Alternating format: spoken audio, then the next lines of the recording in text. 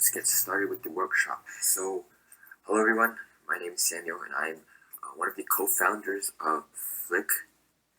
And so today is, I think, week 10 of the FLIC and Leyline workshop, and today we'll be talking about what exactly is Ethereum. So let me share my screen real quick.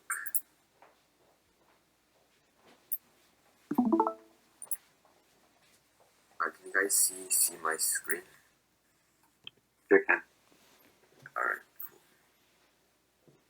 cool. So let's talk a little bit about Ethereum. So Ethereum was a decentralized cryptocurrency released in 2015 by Vitalik Buterin, and it was created to enable developers to build smart and decentralized contracts. And it was created to be a more feasible and global network marketplace than Bitcoin, because Bitcoin, its only function at the time was to be a currency, but then Ethereum has many more applications. And as of right now, April 2022, one Ethereum has around a value of around 3,000s, mid 3,000s range. So let's talk about Bitcoin versus Ethereum. So Bitcoin was basically the first form of digital money that was outside the control of government. So it's basically the first decentralized form of currency. But Bitcoin's blockchain is only useful to be a payment network. And so Ethereum, this is where Ethereum comes in. And Ethereum's blockchain is able to, it utilizes this blockchain not only for payments, but also for different financial contracts and decentralized applications, and has basically a much larger use case than Bitcoin. And so if we take a look at the currencies themselves, Bitcoin has the largest market cap so far with around 860 billion US dollars, and its circulating supply is around 18.9 million, and its supply cap is at around 21 million Bitcoin. So it's already about 80% of the supply cap that's already in circulation. And the transactions processed per second is around 4.6. And for Ethereum, it is the second largest crypto by market cap currently, and that is around 400 billion. And so the circulating supply is a lot more than Bitcoin, which is around 120 million ETH. And currently there's no supply cap, and the transactions processed per second is around 15. So quite a bit more than Bitcoin. So purposes of Ethereum. Ethereum has two main purposes. One is to be traded as a digital currency, just like Bitcoin, and the other is used on the Ethereum network through an application. So one of a very popular one is NFTs, which are non-fungible tokens that run on the Ethereum blockchain. And Ethereum is widely accepted as a form of payment, and in general, crypto is getting more and more widely accepted, and different companies like Shopify have begun accepting Ethereum, and also companies like PayPal and Venmo are now allowing their users to buy Ethereum through their apps. So ERC20 based coins. So there are many smaller coins such as Wrapped Ethereum, Polygon, Chainlink, and Shiba, which are based off of the Ethereum network, which makes them ERC20 coins. And when purchasing or selling NFTs on OpenSea, you have to transact through Ethereum. However, OpenSea will be opening up to Solana soon, but right now it's still mainly just the ETH blockchain on OpenSea. So now let's talk about some downsides to Ethereum. Firstly is its cost. So Ethereum has something called a transaction fee called a gas fee, and this is basically a payment method made to miners to compensate for the computing power needed to process and validate transactions into the Ethereum blockchain. And so these gas fees usually come from any kind of interaction with the Ethereum blockchain, and this means such as minting an NFT or doing an Ethereum transfer. And depending on the network congestion, gas prices may vary quite a bit. So, especially with minting NFTs, through my experience, I've seen some gas fees start from $50, and then if the network is really congested, it may go up to $150. So depending on what time you mint, the gas fees fluctuate quite a bit. So I'd recommend if the gas fees seem kind of high, just waiting a bit, waiting for the network congestion to go down, and then try again. And also, the Ethereum network has environmental impacts compared with other cryptocurrencies, such as Ripple and Solana. And ETH is slow and has a large environmental impact. And this is because it currently uses a proof of work system for validating transactions. And this means that miners must use a computing power to solve complex puzzles in order to validate and process their transaction onto the blockchain. However, Ethereum 2, as we'll look at soon, is looking to using a proof of stake, which would be a big improvement, a big improvement to the current Ethereum network, because it makes transactions much faster and environmentally friendly instead of just solving complex algorithms. Miners just stake, or basically they lock in their coins to that cryptocurrency to be used for validating transactions. And however, in that time, these coins that you stake will be locked up and they will not be in circulation. So that kind of decreases the supply of ETH in the network. And the only way to get them back into circulation is to unstake your coins.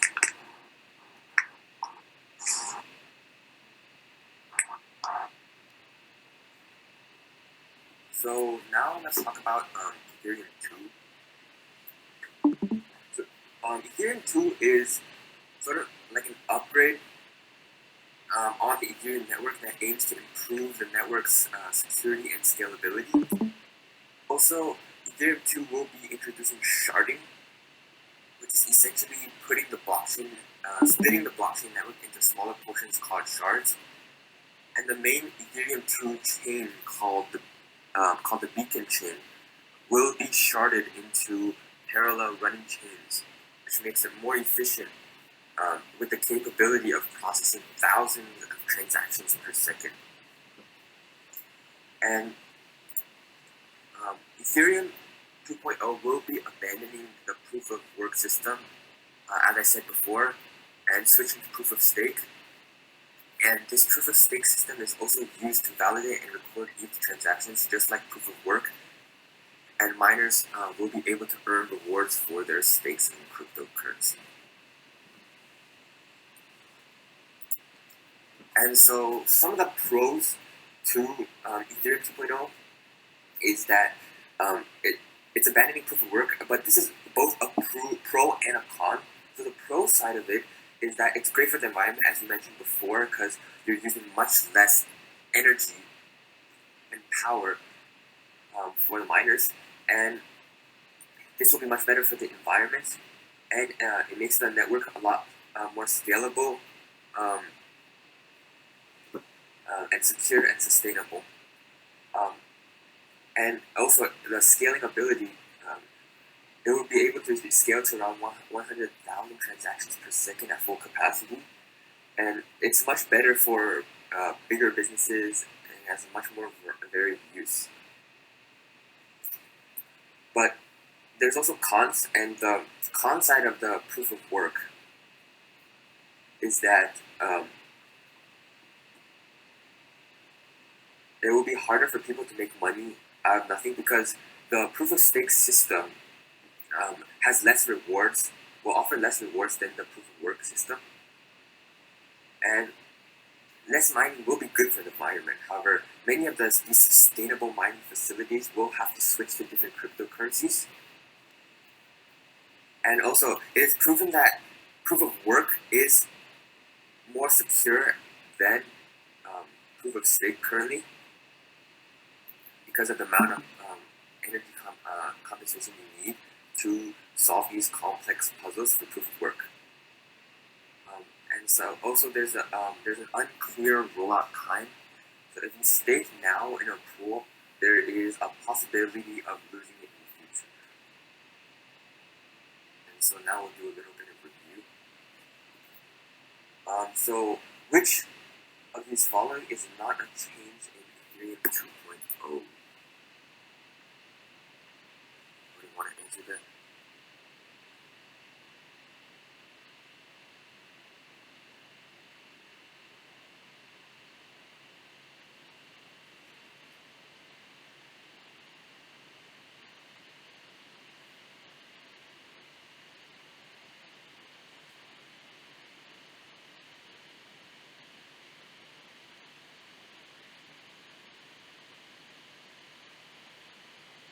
So the answer is a proof of work.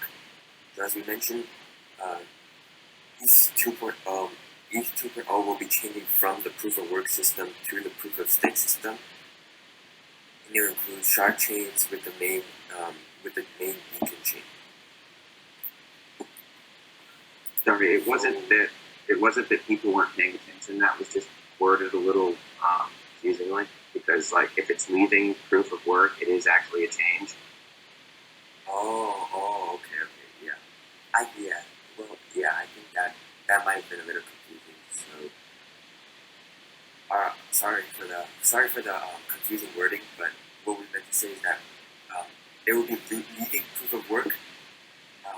Ethereum 2.0 will basically be abandoning proof of work and switching to proof of stake. So yeah, sorry for the confusion there, guys. Oh, no worry at all. I just wanted you to know that we were still paying attention. Yeah. All right, that's good to know.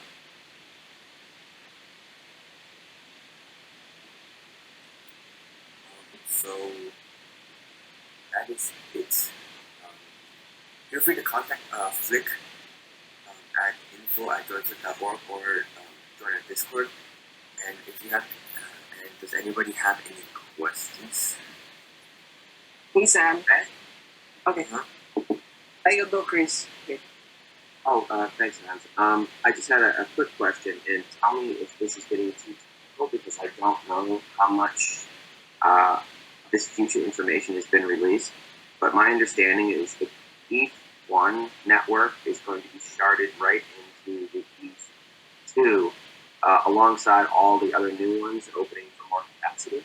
And I was just wondering, like, if you think about that as a pipeline going in, was it a technical, how did they decide how many total shards go into ETH2? Was it a technical limitation?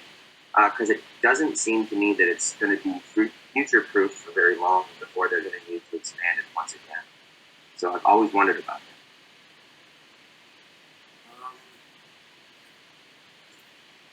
I'm actually not quite sure about that. If you want, you can DM me personally, and I can do some research and I can get back to you with that. But off the top of my head, I'm not quite sure yet. Okay. No biggie, thanks. Yeah, sorry about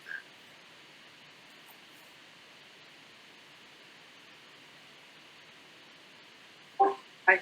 So I have some points to ask or to maybe to add to the presentation.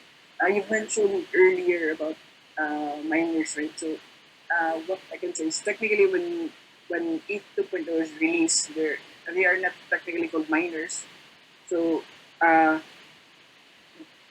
the members, I mean, in order to make the network, function well, so they're gonna ETH 2.0 is gonna be needing validators. So if you wanna be part of the network, you're gonna be taking your ETH, right? So just wanna add, so people need to stake 32 ETH to be a validator, and then when when ETH 2.0 is launched.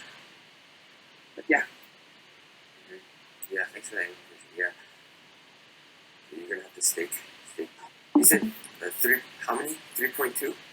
No, 32. 32 ETH. 32 ETH. Okay. I think that's a high entry point for a Yeah, lot of that is a pretty high entry point, I would say. 32 ETH.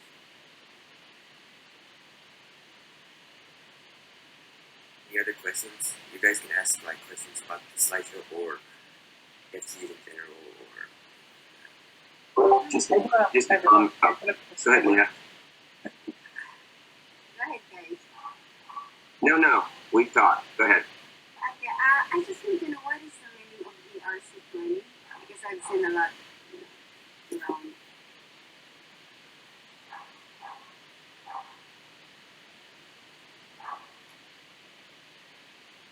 So I think I can help and just answer that question for Sam. So ERC20 is like it's like one of the most significant Ethereum tokens. And for example, there's many more such as ERC 721, ERC 1155. And yeah, so like many many of these like Ethereum forks or like tokens built on Ethereum are built with are built as ERC20 tokens. And basically, since Ethereum has like smart contracts and stuff, ERC20 is also like it also uses smart contracts and whatnot to function.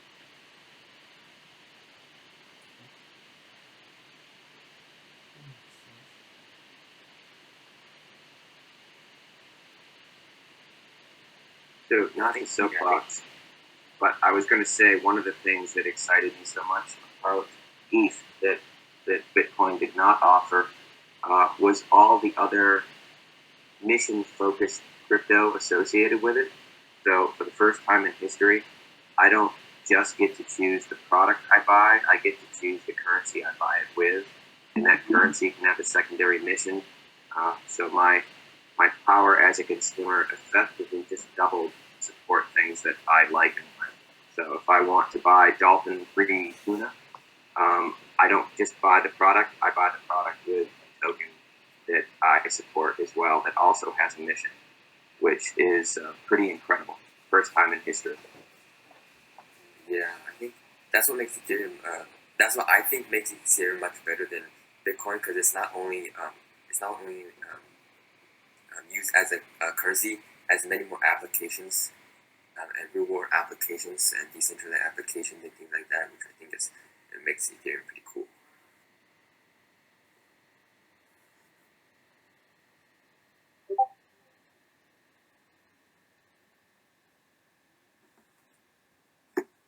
Any other questions? Maybe I have some things to ask. Maybe just an opinion on what's your take regarding about some layer one blockchains like Solana, Cardano, Avalanche. So basically, it's a competition out there. So right now, it is still the king of all these layer one blockchains. But other blockchains, like I mentioned earlier, are far more superior in terms of transactions, and all the transaction speed and all that stuff. So, what's your take on? I don't know, maybe 6 months from now, on the current, situation, right? This layer one things. Yeah, I think 6 months from now, Ethereum will still be king. But if we take a look at long term, I'd say like in like 4 or 5 years, I think the other ones, such as like what you mentioned, Cardano or Avalanche, they might overtake Ethereum. And with the new Ethereum 2.0 coming out, I think that's also going to make Ethereum make quite a bit improvements to Ethereum and make things faster. But in terms of like short term, like 6 months, I think Ethereum will still be king. But in the future, if we're talking about years in time, like 4 to 5 years, I think these the smaller ones like Cardano, Solana, or Avalanche, they will eventually be superior than they will eventually overtake Ethereum. Do you have any thoughts on this? Well, that's my thoughts. Do you have any thoughts? Honestly, personally, I don't think that like any L1 will eventually, or L1 meaning layer one, like will eventually overtake Ethereum, because I think Ethereum has like cemented itself as like the king and like the I guess like the main token behind all this DeFi and like crypto stuff, like alternatives to Bitcoin, and also like Ethereum, the team of Ethereum is very super reputable, and they've been like even though ETH 2.0 has been delayed consistently, but it still has it still has like proven itself, like ETH has still proven itself to be super reliable, and like apart from that, like blockchains like Cardano, their team has constantly delayed products and whatnot, which has obviously like affected the token, and blockchains like Solana, like Solana is I think it's a super centralized token, and just is this super centralized because like lots of players like FTX or FTX, which is a big crypto exchange, and like lots of players like that own a big percentage of Solana, and yeah, so I feel like Ethereum is like it brings together reliability and decentralization. That's just my take on it. So I feel like Ethereum will still be on top. I think that they could screw up if the gas fee thing gets a little wild. It was mentioned earlier that gas fees can get into the hundreds. I've got a screenshot of one that was $20,000. Obviously, I didn't accept it. Yeah, on OpenSea, to sign for an NFT.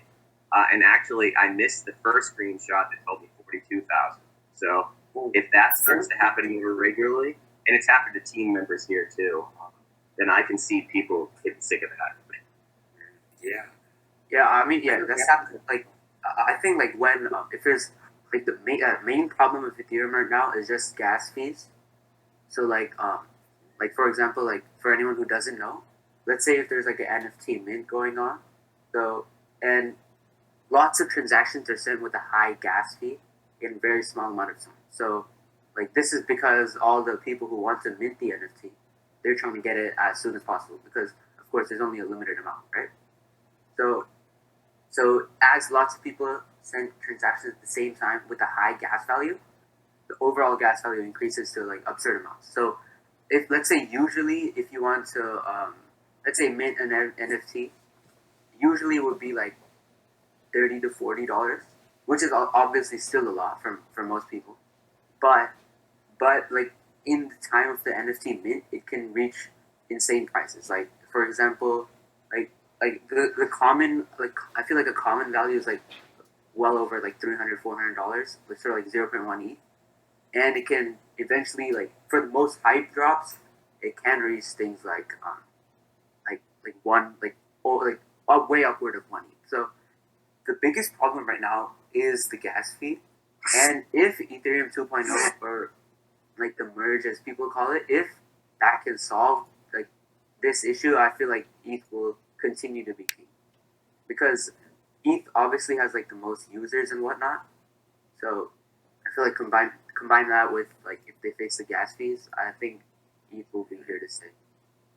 Maybe I agree with the part with ETH being so popular right now. It's actually the the hype that what do you call this one that makes it the king still, regardless of many layer one blockchains being released, regardless layer one blockchains having some great faster speed and all that stuff. So it's basically some sort of the community itself for ETH, the hype around it, especially NFTs. Can you guys hear me okay, by the way? Yeah. Okay, cool. I just heard an interesting take on ETH somewhat recently that like the gas fees, for example, are not going to go away. It's kind of it's almost a positive function in a lot of ways. But what will change is not that ETH will leave per se, but it won't be used the way that it's used now. I think that personally I lean towards there's going to be more side chains and there's going to be more layer 2s, and ETH is just going to become a foundational thing. where people build using the Ethereum virtual machine. But and so companies will still be paying those gas fees, but actual transactions by people are going to be through layer 2 and on side chains. So their transaction fees will go down. People won't really interact with these directly as much. Anyways, obviously we don't know what's going to happen, but I thought that was an interesting take on it, and kind of a cool direction that things could go. Where ETH is still kind of the powerhouse out there that's underlying everything, but at the same time, we don't really interact with it much.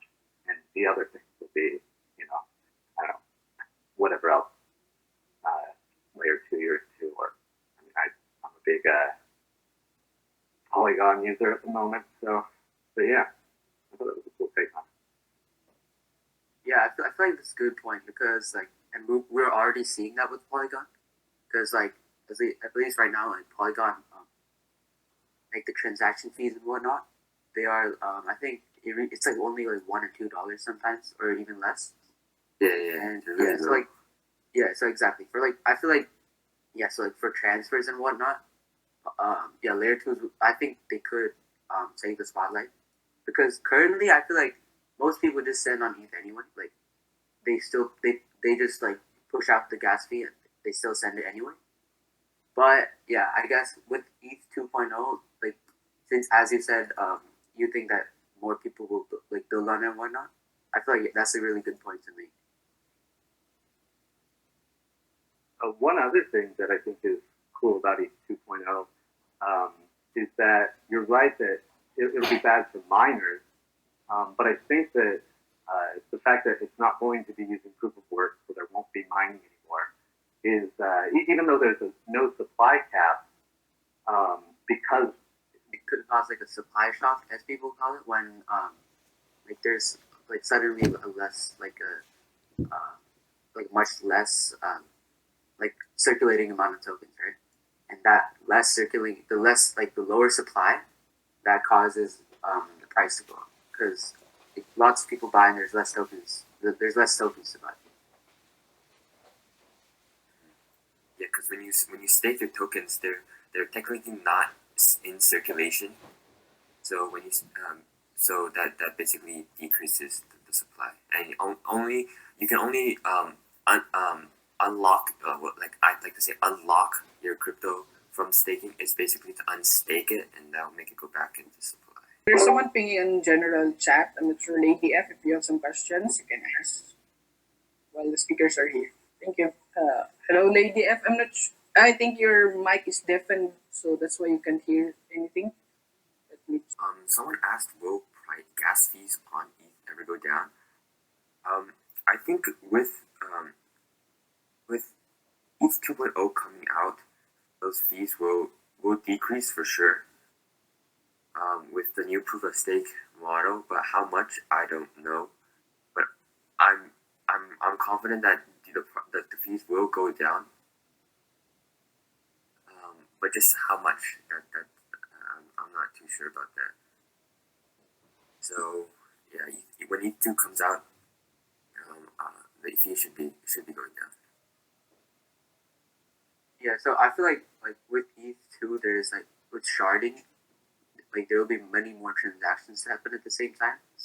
And currently, the issue is that with a bunch of transactions, a sudden influx of high gas transactions, the gas fee goes up, right? With NFT mints and whatnot. So I feel like with sharding, it'll increase the scaling of ETH, and it'll also allow for many transactions, many more transactions than what it is right now. So I feel like it should reduce the gas fees, but we're not no one's really totally sure because yeah, that's a good point because with sharding there will be much more transactions happening at once, which can increase the network congestion. So that has a potential to increase the fees, but we don't know how much that increase will be or and whatnot. So yeah, we think that it will go down,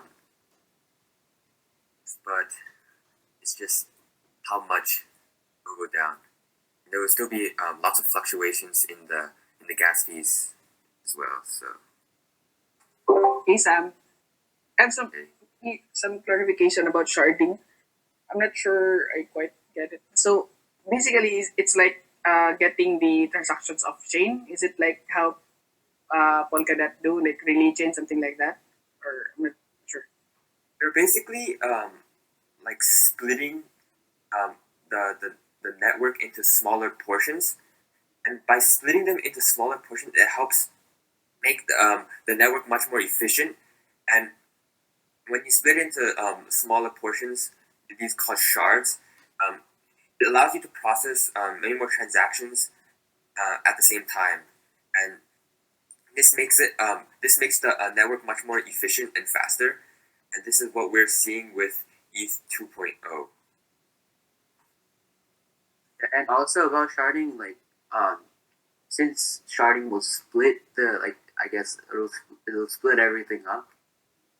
All the validators which operate right now, they are validating for the entire ETH network. So there's a really high barrier of entry, and it does take a lot of power, like actual like electricity and whatnot. So I feel like with sharding, validators they should be able to like delegate their validator node to a specific shard. So that will allow for many more validators to run because currently, due to the high barrier of entry and the higher energy usage, it's not easy to be a validator, right? But with sharding, yeah, like as you could like validate for many different shards, which will like lessen the load on your like electricity and whatnot, and also like it won't be as high of a barrier of entry. So and I feel like so with more validators, I feel like that could like of course increase the like the overall like reliability and like the speed of transactions and whatnot.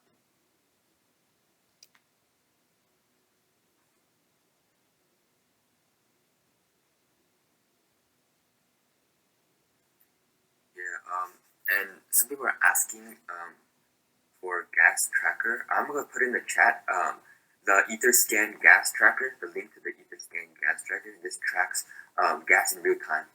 So Gigaway is I think someone asked about Gway. Gway stands for Gigaway, which is the smallest unit on the Ethereum network. And so I think one Gway equals I think if you can fact check me, I think this is like equals like 1 billion way on the Ethereum network. And Yeah, yeah. 曼联只要打进一球，直接去追个第二球，没有打进，这场比赛直接放弃了啊，兄弟们。So yeah, Gway Gway is basically the smallest unit on the Ethereum network. And if you're wondering how to switch from Gway to like Ethereum and figure out the dollar value, you basically do the gas limit times the fee in Gway. So let's say so for example, let's have a hypothetical example. Let's say Alice wants to send let's say 1 Ethereum to Bob, right? So she gets the Ethereum wallet address and she sends it, and then there's the gas fee, right? And the gas limit is 21,000 units. 21,000 units, and let's say the current fee is 80 Gway. So let's just say 100 Gway makes it better. So let's say it's 100 Gway, and we do 21,000 times 100 Gway, and that is how much is that? 2.1 million. 2.1 million Gway, and since and if you were to since it's, I think G-Way is 1 billionth of the normal way, and the normal one is equal to 1 billion way, and you would divide that by 1 billion. So if you were to divide 2.1 million by 1 billion, you would get, I think, like 0.002 ETH. That would be how much you're paying in gas. So yeah, I think that's how you would do it. So a little confusing. I mean, I was a little confused at it at first, but yeah, I think that's basically how you calculate the gas fees for using G-Way. Hopefully that answers your question, Pineapple. Hopefully that answers your question. Michael, adding on to your comment, I think if you're just watching G-Way over time, it, like you say, it will help you get a sense of the transaction fees. I personally have never seen it below 50 G-Way, so maybe it's just not the right timing. But usually when I check ETH tracker, I usually always see it around. I say the lowest I've seen it is around 50, which I already think is pretty good. But if you guys are saying if it can go even lower, that's even better. And usually I've seen it, like the highest I've seen is like 150, but I think someone said that it's gone over 700, which is crazy. It's crazy high fees. So I think it all depends on market congestion, and if you take a look at the gas tracker, it updates like every 15 seconds. So yeah, everything depends on the market congestion, how many people are trying to make transactions in ETH and interact with the Ethereum blockchain. So yeah. Now the gas tracker updates based off of transactions rather than time, right? So if you've got a really good gas price, all of a sudden maybe it only lasts 3 or 4 seconds as everybody jumps on. No, but I think what Sam was saying is that like there could be a really good gas price, but Etherscan only refreshes every 15 seconds. So if like let's say the gas price there's a good gas price for like 3 or 4 seconds, it's possible that Etherscan won't show that price because the refresh rate is every 15 seconds. Right? Yeah. Okay. Because when I'm waiting on OpenSea, sometimes I'll get a refresh rate of 3 seconds. So it must be a different process. Like at least for there's a bunch of different gas trackers out there, so you don't really have to use Etherscan. But when you're when you're about to submit a transaction, like of course in like if you're using MetaMask, the gas fee will be right there. So and I think those are instant refresh. So I think MetaMask has like the timer, so it would be like change, and it would show like it would be like the gas price will be subject to change in about 15 seconds or so. And also, I think it's worth noting that, like, at least for whoever doesn't know, gas fees for just like sending ETH or just sending a token to a different address, those are always like significantly lower than interacting with a smart contract. So, for example, like if let's say I want to send an Ethereum to someone, it might cost me like $5 to $10.